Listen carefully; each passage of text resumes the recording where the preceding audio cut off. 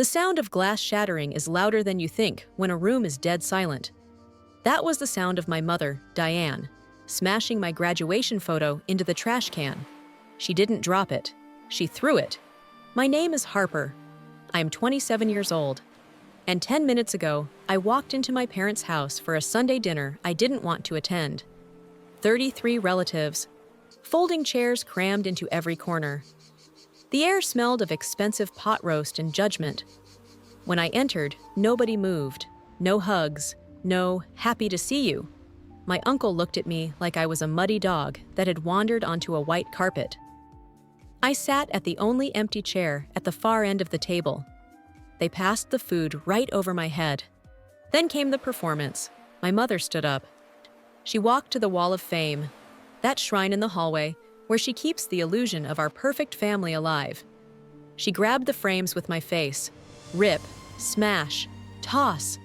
She turned to the room, her voice trembling with a rehearsed rage, and said, "Harper is a leech. She is sucking this family dry." My father, Gerald, didn't defend me. He pointed a fork at me and said, "You are a wasted investment. You need to pay back every dollar we spent raising you." My sister, Mallory, the golden child, just rolled her eyes and motioned to the door. "Get out, Harper. You're making a scene." I didn't cry. I didn't scream. I stood up, picked up my bag, and walked out. They thought they had broken me. They thought they had humiliated me into submission. They were wrong. As I drove back to my apartment, my hands weren't shaking from sadness. They were shaking from clarity, because I knew something they didn't. I knew why they were so angry about money, and I knew exactly where the bodies were buried. I got home, locked the door, kicked off my shoes. I didn't call a friend to cry. I opened my laptop. See, the Brooks family is a brand. We are the American dream, in a zip code that matters. Mom is a senior loan officer. Dad owns a heating and air company. Mallory is a guidance counselor. On Facebook, we are matching Christmas sweaters and charity galas. But offline, we are a financial house of cards. Months ago, I got a notification on my phone. My credit score dropped 40 points overnight. I ignored it. I thought it was a glitch. Then I got a letter from a bank I had never stepped foot in, thanking me for my application. I threw it away, thinking it was junk mail. But tonight, after being called a leech, I wasn't ignoring anything. I logged into the annual credit report site. My finger hovered over the enter key. I took a breath. Emot clicked.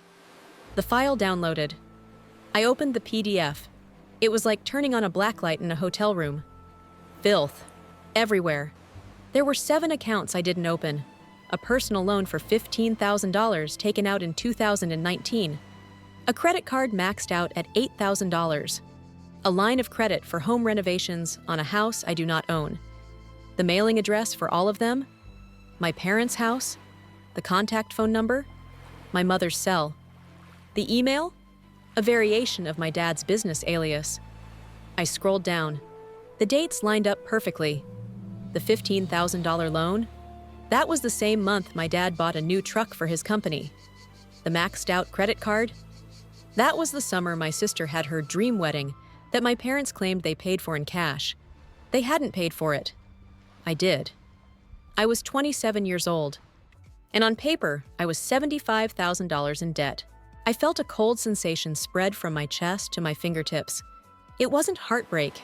It was pure icy rage. I remembered being 19. My mother sat me down before I left for college. She said, "Harper, let's open a joint account. It will help build your credit. I'll manage the bills so you can focus on studying." I signed. I trusted her. She was my mother. She was a loan officer. She knew money. She knew money, all right. She knew exactly how to steal it. I didn't sleep that night. I turned my kitchen table into a war room. I printed everything, bank statements, credit inquiries. I created a spreadsheet. Column A, the loan. Column B, the date. Column C, the family event that coincided with the money. It was a Ponzi scheme, and I was the investor who didn't know she was investing. At 3 in the morning, I went to the Federal Trade Commission website. I didn't hesitate. I clicked Report Identity Theft. I filled out the affidavit. Who do you suspect committed this fraud? I typed. Diane Brooks and Gerald Brooks. Relationship, biological parents. I hit submit. Then I froze my credit at all 3 bureaus: Experian, TransUnion, Equifax. I locked the gates. If they wanted to open a new account in my name tomorrow, they would need a PIN code that only I possessed.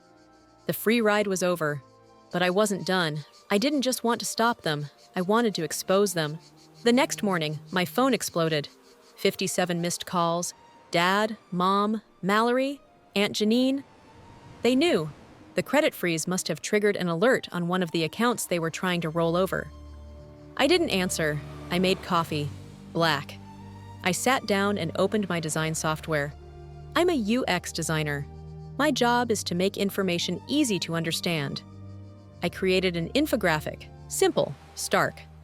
Title: Financial Incest: How Parents Steal Their Children's Futures. I didn't use their names. I didn't have to. I used the data. Victim A trusted her mother with a joint account. Result: $75,000 in fraudulent debt. I posted it to Reddit, the subreddit for personal finance drama. I captioned it: My parents humiliated me at dinner for being broke. Turns out, they stole my identity to fund their lifestyle. Then I waited. The internet does 2 things very well. It judges and it investigates. Within an hour, the post had 2,000 upvotes. Within 3 hours, it was on the front page. People were furious. They were sharing their own stories. And then I got a direct message. The username was generic, but the tone was familiar. Harper, is this you? I stared at the screen. I typed back, who is asking? It's Aunt Janine. My heart stopped. Janine was my mom's older sister, the quiet one, the one who always looked tired. We moved the conversation to an encrypted messaging app. Janine wrote, I saw your post. The numbers, they look like mine. I called her immediately. Janine, I said. What do you mean? Her voice was shaking. Harper, 2 years ago, your mother offered to help me consolidate my debt. I signed some papers. She said she would handle it. Recently, I've been getting collection calls for loans I never took. Diane told me it was a clerical error. She told me not to worry. Send me the documents, I said. Right now. She sent photos of the letters. I cross-referenced them with my spreadsheet. The lender names were the same. The mailing addresses were the same. My mother wasn't just stealing from me. She was running a family-wide fraud ring. Janine, I said, my voice steady, I need you to do exactly what I say. Do not tell Mom you talked to me. Just gather every piece of paper you have. Harper, she whispered, what are you going to do? I'm going to burn it all down, I said. Legally. 2 days later, my sister Mallory texted me. Please, meet me, coffee shop on 5th, alone. I almost didn't go. Mallory was the princess. She benefited from the fraud as much as anyone. That wedding, that honeymoon in Bali, that was probably paid for with my credit score. But I needed intel. I walked into the coffee shop. Mallory looked like a ghost. No makeup, eyes swollen. She wasn't the smug girl from Sunday dinner. I sat down. I didn't order. Mom is freaking out, Mallory whispered, looking around. She says you're having a mental breakdown. She says you're trying to destroy the family reputation. I slid a folder across the table. Open it. She hesitated, then flipped it open. Inside was the identity theft report, the list of loans, and the kicker, a loan for $20,000 taken out in her name, co-signed by Mom, which was currently 90 days delinquent. Mallory stared at the paper. No, she said. Mom said she paid this off.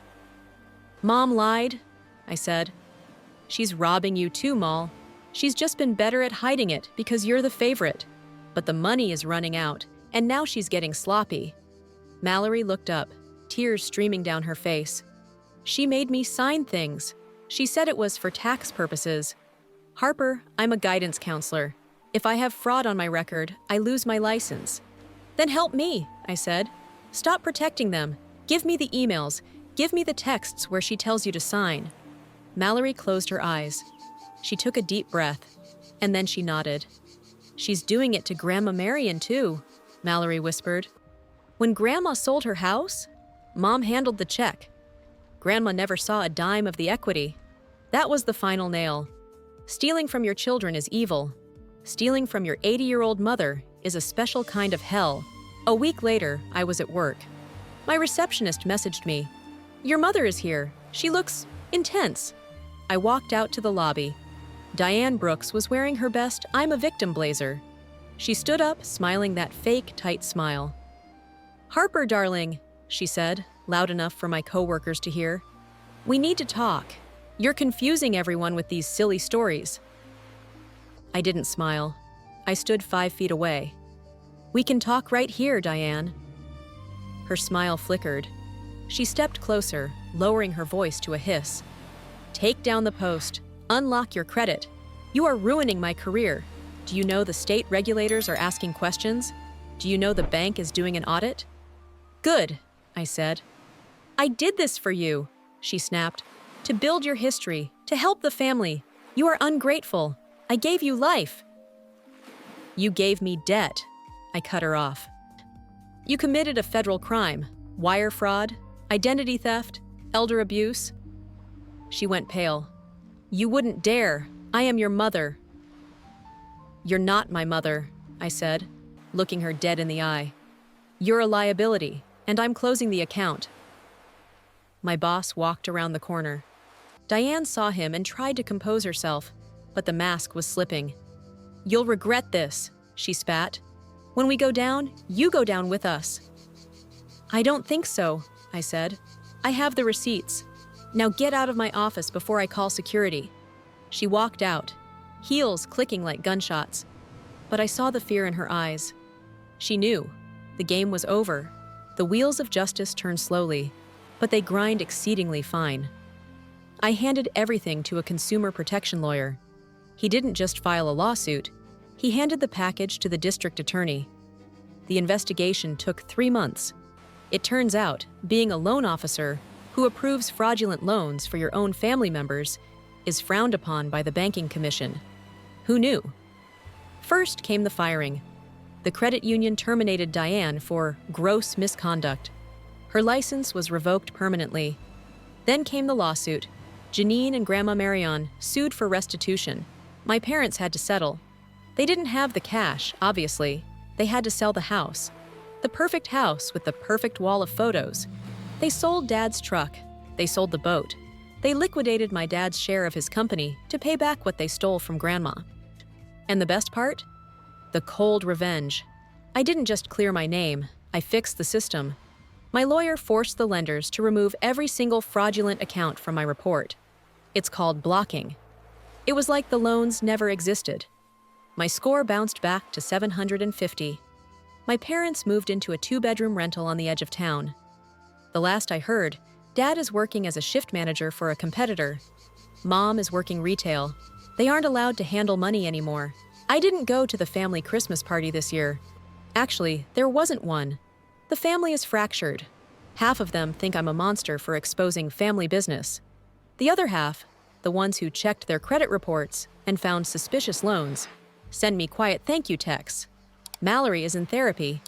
She's slowly rebuilding her relationship with me, but it's hard. Trust is a non-renewable resource. Once it's burned, it's gone. I still have the infographic on my laptop. Sometimes I look at it. I learned a valuable lesson that Sunday. Blood is thicker than water, but it's not thicker than a federal indictment. My name is Harper. I'm 27, and I am finally, completely debt-free. If you are listening to this, do me a favor. Pause this video, open your banking app, check your credit report. Because the person smiling at you across the dinner table might just be the one holding the knife.